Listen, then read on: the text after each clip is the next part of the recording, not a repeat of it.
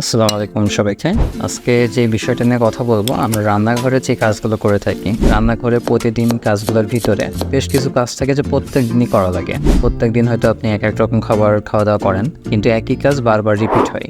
এখানে বেশ কয়েকটা ইংরেজি আপনি চাইলে ইউজ করতে পারেন। তো রান্নাঘরের কাজগুলোর সহজ ইংরেজি আজকে আমরা জানার চেষ্টা করব। আজকের ভিডিওতে এমন 7টি নতুন শব্দ এবং তাদের ব্যবহার সম্পর্কে জানবো। Number 1. তো প্রথমেই যে বিষয়টা খেয়াল করুন, যেটা হচ্ছে বেক। বেকড লাস্টে ইডি দিয়ে আপনার পাস্ট ফর্মগুলো চেঞ্জ হচ্ছে। তাই বেকড এটা কি? এটা হলো স্যাক দেওয়া, এক কথায় বাংলাদেশে বলতে গেলে যেটা। তো এই যে স্যাক দেওয়া, এটার ইংরেজিটা হচ্ছে বেক। তো আপনি মনে করেন হচ্ছে রুটি খাবেন, এখন রুটিটা আপনাকে আগে তৈরি করে দিচ্ছে, রুটিটা ঠান্ডা হয়ে গেছে, এখন আপনি বলেন রুটিটা গরম করে দেওয়ার জন্য।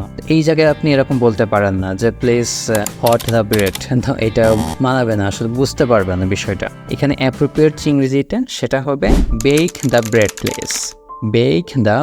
প্লিজ। আর রুটির ইংরেজি ব্রেড, এটা ইউজ করবেন, কোনো সমস্যা নেই। এটা কিন্তু প্রত্যেক দিনই আমাদের এই কাজটা হয়ে যায়, সকালবেলার দিকে বলা হয় বা রান্নাঘরে এই টাইপের বিষয়গুলো হয়। এরকমই আরও একটা ইংরেজি দেখুন। নেক্সট শব্দে যাওয়ার আগে একটা রিকোয়েস্ট সবাইকে করব। আপনারা অনেকেই জানেন, আপনারা এখন যে ভিডিওটি দেখছেন এটি ফ্রিতে ইংরেজি শিখি একটা সিরিজের ভিডিও, যেখানে আপনি সম্পূর্ণ ফ্রিতে ইংরেজি শিখতে পারবেন পরবর্তী 2 মাসের ভিতরেই, যেখানে প্রতি রবি, মঙ্গল, বৃহস্পতিবার একটি করে ভিডিও দেওয়া হবে। যেহেতু এটি সম্পূর্ণ ফ্রি, তাই সবাইকে রিকোয়েস্ট করব চ্যানেলটিকে সাবস্ক্রাইব করে রাখার জন্য, যেন পরবর্তী ভিডিওগুলো আপনি দেখতে পারেন। এবং আপনার ফ্রেন্ড যারা আছে, যারা ভালো ভালো কোচিং সেন্টারগুলোতে যেতে পারছেন না, তারা জন্য এই ভিডিওটি দেখতে পারে, এই জন্য সবাইকে ভিডিওটি শেয়ার করে দিবেন। আর অবশ্যই লাইক করে আমাকে একটু উৎসাহী করে তুলবেন, তা না হলে আসলে ভিডিও বানানোর উৎসাহটা হারিয়ে যায়। তো সবাই অবশ্যই লাইক, কমেন্ট, শেয়ার করে আমার পাশে থাকবেন বলে আশা করি। Number 2. রান্নাঘরে সবসময় কিন্তু চুলা জ্বালানো হয়। এই যে চুলা জ্বালানো বা চুলো, যেটাই আপনি আঞ্চলিক ভাষায় বলুন একই বিষয়, বা স্টোভ যেটাই বলেন না কেন, এই জায়গায় একটা বিষয় খেয়াল করবেন। এখানে চুলায় আগুন ধরাও বা চুলায় আগুনটা ধরিয়ে দাও বা চুলাটা জ্বালাও, এই জায়গায় আমরা অনেকেই ইউজ করি turn on, please turn on the oven, please turn on the stove, এরকম ইউজ করি। বাট এখানে অ্যাপ্রোপ্রিয়েট একটা ইংরেজি আছে, যেটা হলো স্ক্রিনে খেয়াল করবেন, যেটা হচ্ছে ইগনাইট,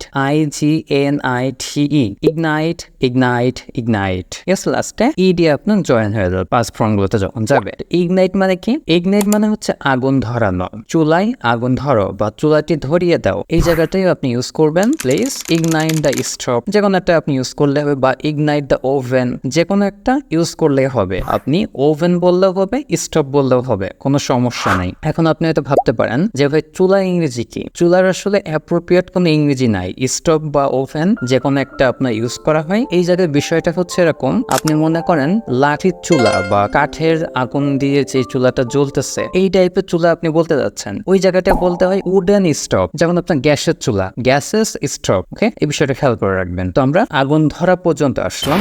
Number 3. এখন দেখুন, খুবই সুস্বাদু একটা খাবার রান্না করা হচ্ছে। এখন বাসার ছোট একটা বাচ্চা আসলো, তো ছোট একটা বাচ্চা আপনার রান্না করা খাবার দেখে তার একটা লোভ লাগতেছে। এই যে লোভ লাগা, এটার ইংরেজি কি? বা দেখা যাচ্ছে একটা বাচ্চা আইসক্রিম নিয়ে যাচ্ছে, অপর একটা বাচ্চা ওইটা দেখে তার লোভ লাগলো। এই যে লোভ লাগা, এইটার ইংরেজি হচ্ছে অ্যালোর। ওকে, স্ক্রিনে বানানটা খেয়াল করবেন,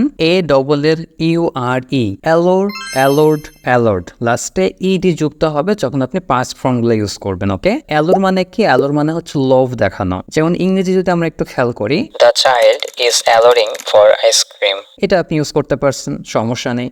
তারপর আপনি যে কোনো খাবারের ক্ষেত্রে এটা ইউজ করতে পারেন। যেমন মনে করেন আপনি রাস্তায় হাঁটতেছেন, ওই সময় হঠাৎ করে কাচ্চি ভাই রেস্টুরেন্টের একটা আপনি ব্রাঞ্চ দেখতে পেলেন, ওই জায়গাটা আপনি একটু লোভ লাগলো, আপনি কেমন বলতে পারেন যে কাচ্চি ভাই ইজ অ্যালোরিং মি, এটা আপনি বলতে পারেন। এই টাইপের বিষয়, মানে কোন একটা খাবার দেখে লোভ দেখানো বা খাবারের জন্য লোভ লাগা, জিহ্বায় জল এসে পড়া, ওই টাইপের যে সেন্সটা, এটা হবে অ্যালোর। ওকে, Number 4.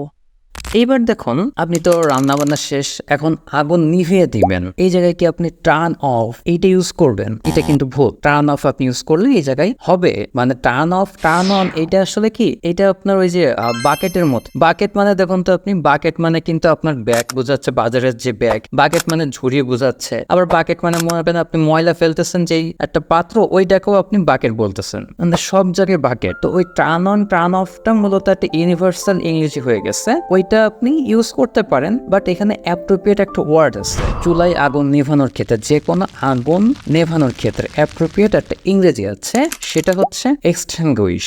এক্সটিংগুইশ, ওকে? বানানটা একটু খেয়াল করে নেবেন, EXTINGUIS, ওকে?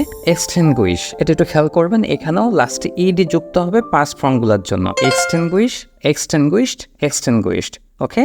তো এখানেও আমরা ইংরেজিটা কেমন বলবো, যদি একটা সেন্টেন্স করি তাহলে হবে please extinguish the fire of oven or stove. যে কোনো একটা আপনার ইউজ করলেই হচ্ছে, সমস্যা যে চুলার আগুনটা নিভিয়ে দাও, ঠিক আছে? এই বিষয়টা একটু খেয়াল করে নেবেন যে এক্সটিংগুইশ হচ্ছে যে কোনো আগুন নেভানোর ক্ষেত্রে মূলত এক্সটিংগুইশ ব্যবহার করা হয়। Number 5. এইবার আমরা আরো একটা খুব দারুণ ইংরেজি শিখবো, সেটা হচ্ছে দেখুন, আমরা এই যে তরকারির উপরে যে লবণ ছিটাই, তারপরে দেখা যাচ্ছে যে কোনো একটা, ধরেন আপনি পিঠা বানাচ্ছেন, তো পিঠার উপরে আপনি নারিকেল ছিটাচ্ছেন, তো এই যে ছিটানোগুলা, এখানে কি আপনি থ্রো ইউজ করবেন? এটা কিন্তু ভুল। এই জায়গাটা থ্রো না, এই জায়গায় যে শব্দটা আপনি ইউজ করবেন এটা হচ্ছে scatter. Scatter, SCATTER, scatter. Scatter মানে কি? স্ক্যাটার মানে হচ্ছে একটা নির্দিষ্ট জায়গার উপরে ছিটানো। বিষয়টা খেয়াল করে নেবেন, স্ক্যাটার হচ্ছে একটা নির্দিষ্ট পরিধি আছে, বিষয়টা ভালোভাবে বুঝবেন। কিন্তু যেটা আপনি মনে করেন যে লবণ ছিটাচ্ছেন, জাস্ট এই এলেমালা উপরে ছিটাই দিলে তো হলো না।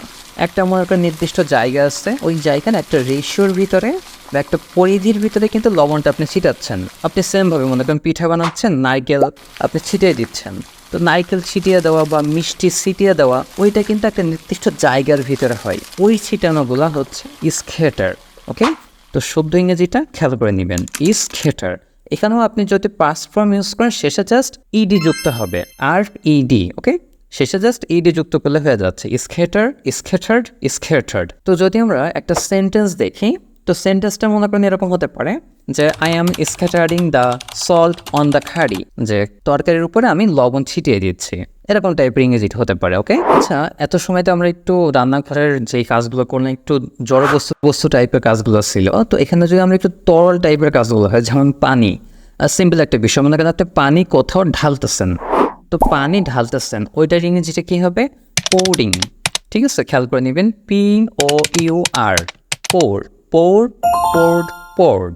লাস্টে ইডি যুক্ত হয় যদি পাস্টের সেন্সটা আপনি প্রকাশ করেন, ওকে? তো সেই ক্ষেত্রে আপনি মনে করেন হচ্ছে জগ থেকে পানিটা মগে ঢালতেছেন, তো জগ থেকে পানিটা যখন আপনি মগে ঢালবেন, ওই জায়গায় ইংরেজিটা কেমন হবে? I am pouring water from the jug to mug, okay?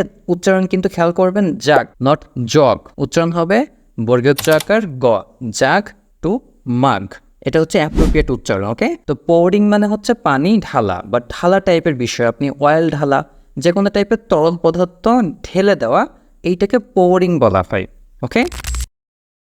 Number 7. ওকে, তো পানি নিয়ে আমরা আরো একটা ইংরেজি খেয়াল করি, যেটা হচ্ছে ট্রিকেল। ট্রিকেল, ট্রিকেল কি? ট্রিকেল হচ্ছে টিপ টিপ করে পানি পড়া। যেমন আপনি পানির মনে করেন ট্যাপটা অফ করে রাখছেন, তারপরে টিপ টিপ করে পানি পড়তেছে, এই যে টিপ টিপ করে পানি পড়া, এটা হচ্ছে ট্রিকেল। তো ট্রিকেল, ট্রিকেল, ট্রিকেলড, ওকে? বিষয়টা খেয়াল করে নেবেন।